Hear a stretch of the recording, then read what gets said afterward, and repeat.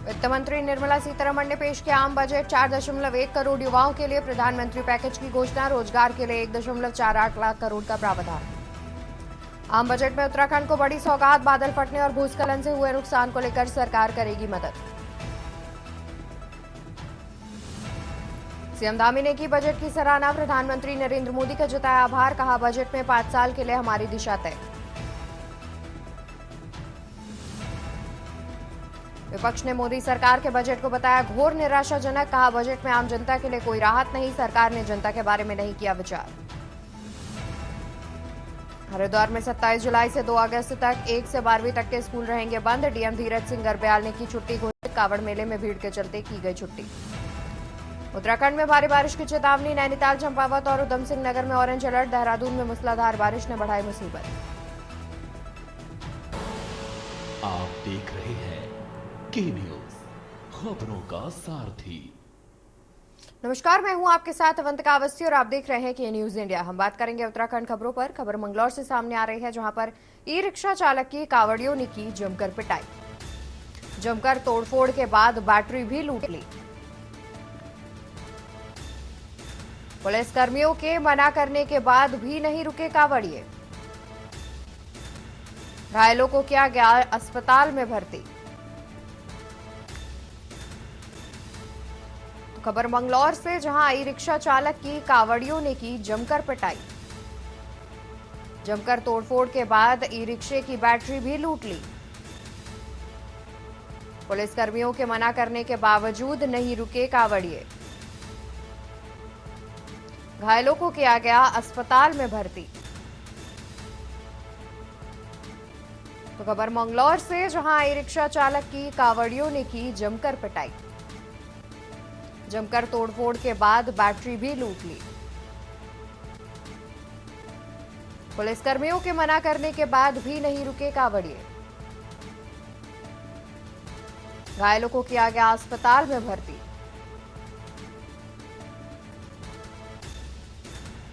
मंगलौर से खबर आपको बता रही है, जहां पर ई रिक्शा चालक की कावड़ियों ने जमकर पिटाई की है। तस्वीरों में आप देख सकते हैं कि किस तरीके से ई रिक्शे को भी तोड़ा जा रहा है। जमकर तोड़फोड़ मचाई जा रही है, साथ ही रिक्शे को भी क्षतिग्रस्त कर दिया गया है।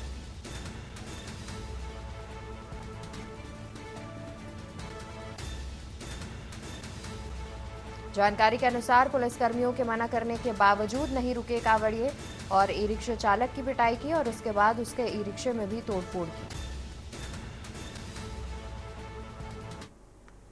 और वहीं उत्तराखंड के पर्वतीय जिलों में आज बारिश की संभावना। मौसम विज्ञान ने जारी किया कई जिलों में येलो अलर्ट। उत्तराखंड के पर्वतीय जिलों में बारिश की संभावना। मौसम विज्ञान ने जारी किया कई जिलों में येलो अलर्ट। सचमोली और बागेश्वर जिले में भी बारिश की संभावना। प्रदेश के अन्य जिलों में भी तेज बारिश होने के आसार। उत्तराखंड के पर्वतीय जिलों में आज बारिश की संभावना। मौसम विभाग ने जारी किया येलो अलर्ट। मौसम विभाग ने कई जिलों में जारी किया येलो अलर्ट। बता दें कि मौसम विभाग की ओर से कई जिलों में ऑरेंज अलर्ट जारी किया गया है, जिसमें बागेश्वर जिला भी शामिल है। वहीं प्रदेश के अन्य जिलों में भी तेज बारिश होने के आसार जताए जा रहे हैं।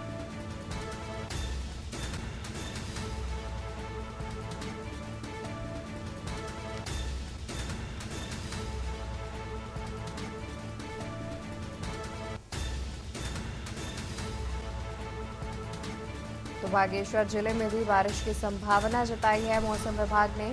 प्रदेश के अन्य जिलों में भी तेज बारिश होने के आसार हैं। उत्तराखंड के पर्वतीय जिलों में आज बारिश की संभावना। मौसम विज्ञान ने जारी किया कई जिलों में येलो अलर्ट। चमोली और बागेश्वर जिले में भी बारिश की संभावना। प्रदेश के अन्य जिलों में भी तेज बारिश होने के आसार। उत्तराखंड के पर्वतीय जिलों में आज बारिश की संभावना। मौसम विज्ञान ने जारी किया कई जिलों में येलो अलर्ट। चमोली और बागेश्वर जिले में भी बारिश की संभावना। प्रदेश के अन्य जिलों में भी तेज बारिश होने के आसार। उत्तराखंड के पर्वतीय जिलों में आज बारिश की संभावना। मौसम विभाग की ओर से कई जिलों के लिए येलो अलर्ट जारी किया गया है।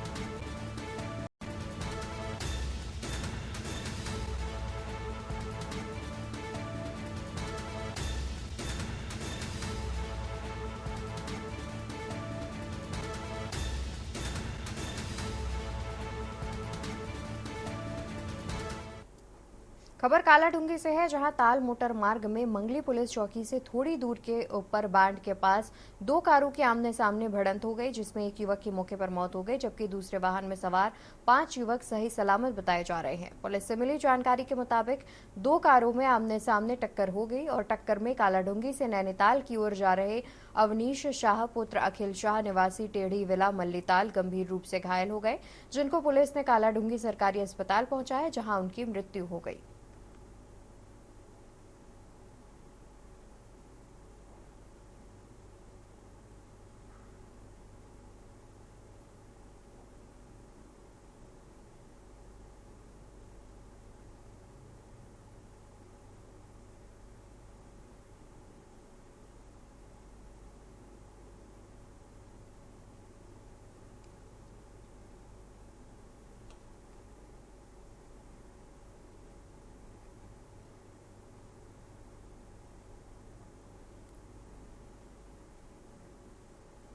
कैबिनेट मंत्री गणेश जोशी ने मसूरी विधानसभा क्षेत्र के अंतर्गत डोभावाला के अंतर्गत विभिन्न क्षेत्रों में पुरानी पीवीसी लाइन को बदलने के कार्य का शिलान्यास किया।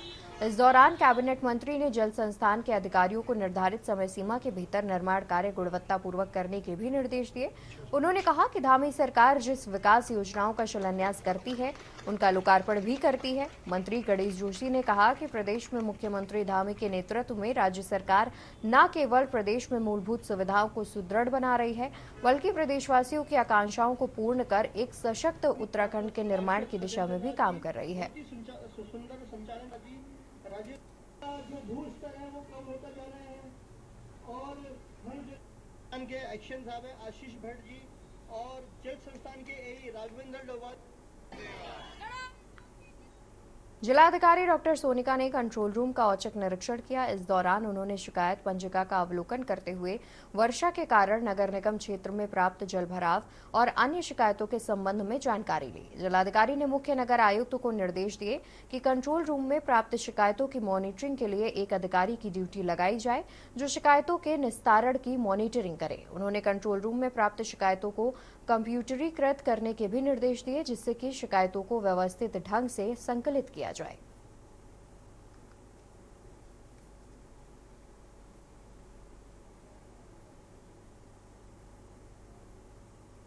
खबर डोईवाला से है, जहां हरेला पर्व सप्ताह के अवसर पर एक पेड़ मां के नाम मुहिम को आगे बढ़ाते हुए डोईवाला के बुल्लावाला के राजकीय प्राथमिक विद्यालय में प्रबंधन समिति के सहयोग से गांधीग्राम में विभिन्न प्रजाति के सैकड़ों पौधों का रोपण किया गया।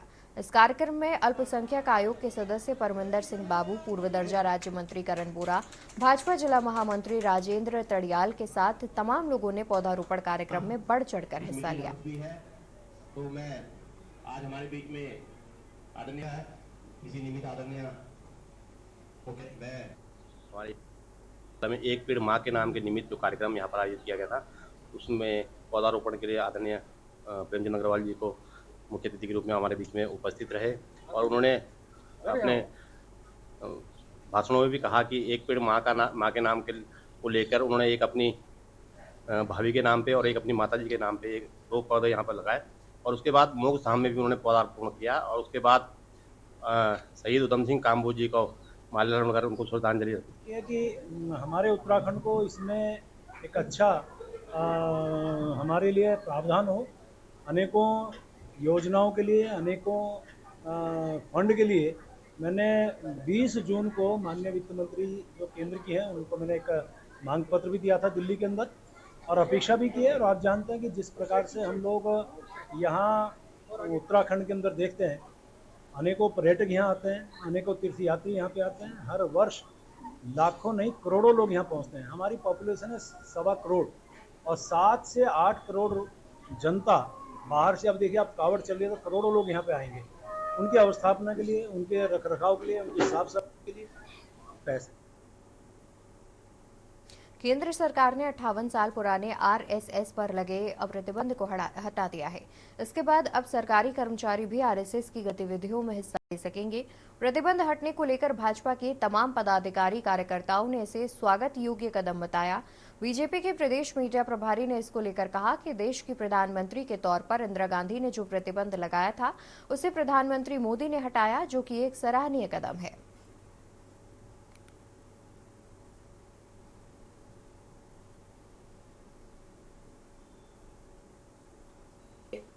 कांग्रेस की सरकार ने देश को आपातकाल में झोंका था और एक काला अध्याय भारतीय इतिहास में उन्होंने लिखा था। उसी दौरान राष्ट्रीय स्वयंसेवक संघ, जो राष्ट्र के कार्यों के लिए, राष्ट्र भक्ति से कार्यों में हमेशा आगे बढ़ चढ़ कर रहा है, उस पर प्रतिबंध लगाने का काम इंदिरा गांधी जी के द्वारा किया गया था। और आदरणीय नरेंद्र भाई मोदी जी ने इस प्रतिबंध को हटाते हुए कि अब सरकारी कर्मचारी भी राष्ट्रवादी भावनाओं के साथ, राष्ट्रवादी जो कार्य हों, जो देश के लिए अच्छा कार्य करते हों, आरएसएस जैसी संस्था, उसमें वो भाग ले सकते हैं। तो निश्चित रूप से बहुत सराहनीय निर्णय है और जिन्होंने इस आदेश को किया था उनके मुंह पर एक तमाचा भी। हल्द्वानी के सर्किट हाउस में कुमाऊं कमिश्नर दीपक रावत ने लैंड फ्रॉड कमेटी की बैठक ली है। बैठक के बाद कुमाऊं कमिश्नर दीपक रावत ने कहा कि लैंड फ्रॉड कमेटी की आज सभी सदस्यों की उपस्थिति में 53 मामलों की कमेटी के द्वारा सुना गया है और इन मामलों में पहले तहसील स्तर से जांच भी कराई गई थी। इसके बाद कमेटी में इनको रखा गया था, जिसमें से 13 मामले लैंड फ्रॉड के ऐसे पाए गए हैं जिसमें एफआईआर दर्ज की जाएगी। कुछ ऐसे मामले भी हैं जिसमें शिकायत की है और आवश्यकता है। वहीं कुछ मामलों में ऐसे लोग भी सामने आए हैं जो जमीनों का कारोबार तो जरूर कर रहे हैं, लेकिन कागजों में उनका नाम नहीं है, लेकिन पैसों का लेन देन उनके जरिए हो रहा है, जो पूरी तरह से गैरकानूनी है। कमिश्नर ने लोगों से अपील करते हुए कहा कि जमीन खरीदने से पहले उसके कागज और उसकी दाखिल खारिज जरूर देख ले, जिससे कि उसके बाद ही जाकर वो जमीन की खरीद फरोख्त करे। तहसील से लेकर पटवारी और रजिस्ट्रार ऑफिस से भी जांच करवा ले, तभी जाकर वो जमीन की खरीदारी करे। लैंड फ्रॉड कमेटी की आज मीटिंग हुई और इसमें सभी मेंबर्स उपस्थित थे। इसमें पिछले जो 7-8 महीने में शिकायतें अलग अलग स्तरों पे प्राप्त हुई, जिससे लगा कि ये लैंड फ्रॉड के मामले हो सकते हैं। उसमें एक आप कह सकते हैं छोटी जांच, एक समरी इंक्वायरी पहले तहसील के लेवल से कराई गई। उसके बाद यहाँ पे इन मामलों को सुना गया, शिकायतकर्ताओं को भी बुलाया गया। कुल 53 मामले आज कमेटी के सम्मुख आए थे, जिसमें से 13 मामले ऐसे पाए गए जो एफआईआर करने के लिए ठीक हैं, उचित पाए गए, उसमें एफआईआर की जाएगी।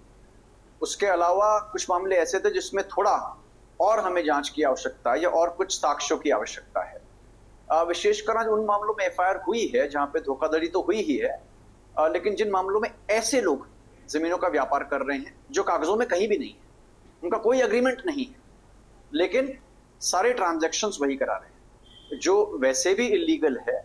और इस परंपरा की वजह से, इस प्रैक्टिस की वजह से बहुत से फ्रॉड्स हो रहे हैं। तो कमेटी चाहेगी कि ऐसी चीजें डिस्करेज हों।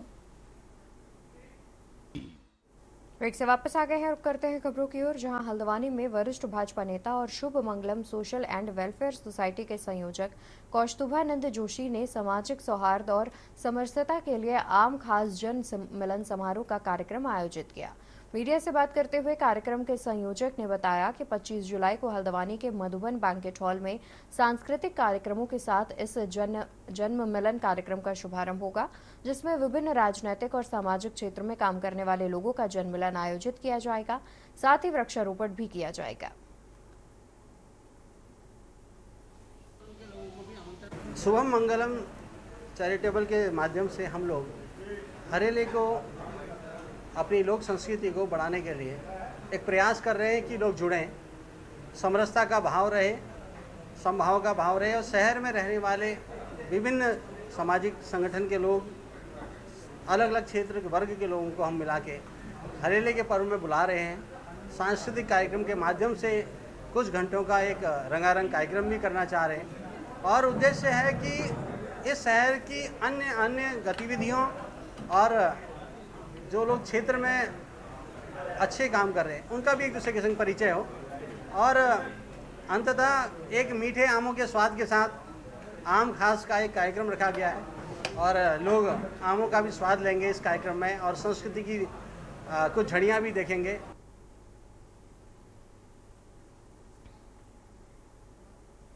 उत्तराखंड के सरकारी और प्राइवेट अस्पतालों के 10% बेड डेंगू, मलेरिया और चिकनगुनिया मरीजों के लिए आरक्षित किए जाएंगे। स्वास्थ्य मंत्री डॉक्टर धन सिंह रावत ने सचिवालय में विभागीय अधिकारियों के साथ बैठक में ये निर्देश दिए। उन्होंने डेंगू और जल जनित रोगों पर नियंत्रण के लिए सर्च अभियान तेज करने के निर्देश दिए और साथ ही जिलाधिकारियों से कहा कि वो जिलों में सभी विभागों के साथ माइक्रो प्लान बनाकर योजनाबद्ध तरीके से अमल करें।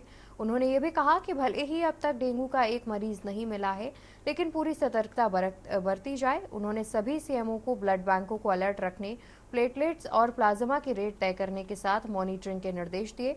उन्होंने डेंगू से बचाव के लिए देहरादून, हरिद्वार, यूएस नगर, नैनीताल, पौड़ी, टिहरी में विशेष सतर्कता बरतने को कहा। बैठक में बताया गया कि डेंगू मरीजों के लिए प्रदेश भर के अस्पतालों में 2095 बेड आरक्षित किए हैं। इस दौरान स्वास्थ्य मंत्री ने विभागीय पत्रिका का भी विमोचन किया।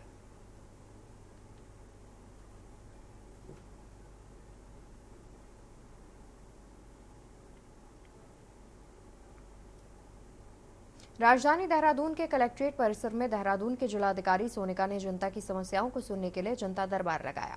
तो वहीं जिलाधिकारी ने कहा कि हमारे पास करीब 80 से अधिक शिकायतें आई हैं और वरिष्ठ नागरिकों से जुड़े मामले में भी इस बार देखने को मिले हैं। साथ ही उन्होंने कहा कि जहां पर जलभराव हो रखा है उस क्षेत्र के लोग भी जनता दरबार में आए थे और हम कोशिश कर रहे हैं कि इन समस्याओं का जल्द से जल्द निस्तारण किया जा सके।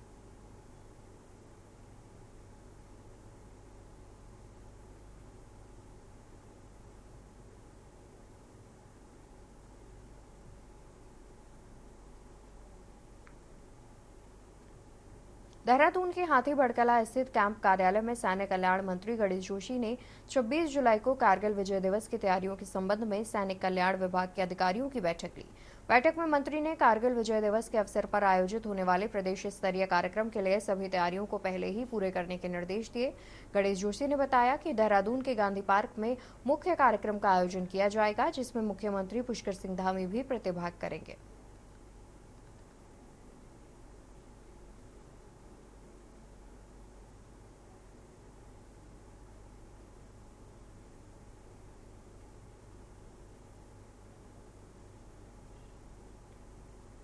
खबर हल्द्वानी से, जहां शहर में 4 दिवसीय उत्तराखंड ओपन बैडमिंटन टूर्नामेंट का आयोजन किया जा रहा है। पूर्व राज्य स्तरीय बैडमिंटन खिलाड़ी उत्तराखंड सदस्य जिला योजना कार्य समिति तन्मय रावत ने बताया कि 4 दिवसीय बैडमिंटन टूर्नामेंट जो कि दमुवाडुंगा स्थित हल्दीखाल में खेला जाएगा, जिसमें हरिद्वार, देहरादून, श्रीनगर, अल्मोड़ा, बागेश्वर, रुद्रपुर, काशीपुर, जसपुर, खरमा समेत आसपास के राज्यों से 8 वर्ष की आयु से 17 वर्ष तक की आयु के बालक बालिका प्रतिभाग करेंगे।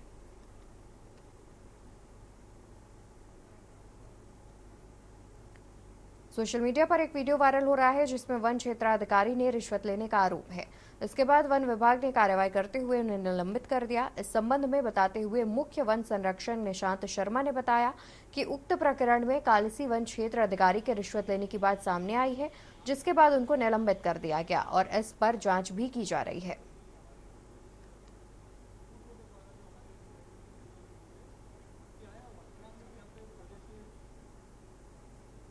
निकटवर्ती क्षेत्र बिंदुखत्ता स्थित प्राथमिक विद्यालय खुरियाखत्ता में तैनात एक शिक्षक लंबे समय से शारीरिक और मानसिक रूप से अस्वस्थ है। उन्हें विद्यालय से अन्यत्र भेजकर और किसी अन्य अध्यापक को विद्यालय में नियुक्त किए जाने को लेकर ग्रामीणों ने तहसीलदार मनीषा बिष्ट के माध्यम से जिलाधिकारी को ज्ञापन भेजकर अविलंब आवश्यक कार्रवाई करने की मांग की। ग्रामीणों का कहना है कि विद्यालय में तैनात प्रधानाध्यापक हरिओम शर्मा पिछले 2 वर्षों से लकवाग्रस्त हैं और शारीरिक और मानसिक रूप से शिक्षण कार्य करने में असमर्थ हैं, जिसकी वजह से विद्यालय में पढ़ने वाले छात्र छात्राओं की पढ़ाई प्रभावित हो रही है और उनका भविष्य भी खतरे में है। ऐसे में विद्यालय में किसी अन्य प्रधानाध्यापक की तत्काल व्यवस्था की जाए जिससे बच्चों के पठन पाठन प्रभावित न हो और उनका भविष्य सुरक्षित रहे। यदि जल्द ही आवश्यक कार्रवाई नहीं की जाती है तो ग्रामीण अग्रिम रणनीति बनाने के लिए बाध्य होंगे। हमने ये मामला हमारा विद्यालय प्राइमरी विद्यालय खुदिया खट्टा नंबर 12 के अंतर्गत आता है और इस विद्यालय में जो है कि 2 साल से प्रधानाध्यापक जो है कि चिकित्सा के कारण जो है अनुपस्थित रहता है और वो मेंटली और शारीरिक रूप से डिस्टर्ब है, तो भी अपने लड़के के साथ जो है कि वो विद्यालय में आके अपनी उपस्थिति लगाते हैं और उसके बाद 1 आध घंटे के बाद जो है वो घर चले जाते हैं। तो उसमें जो है कि हमारे बच्चों का भविष्य ख़राब हो रहा है, जिनका नाम हरिओम शर्मा जी है। तो हमारे बच्चों का भविष्य को अंधकार में डाला जा रहा है। तो हम ये अपेक्षा आपके चैनल के माध्यम से ये अपेक्षा करते हैं कि भाई शिक्षा विभाग को अवगत कराते हैं कि इस प्रधानाध्यापक को चाहो वो ट्रांसफ़र करें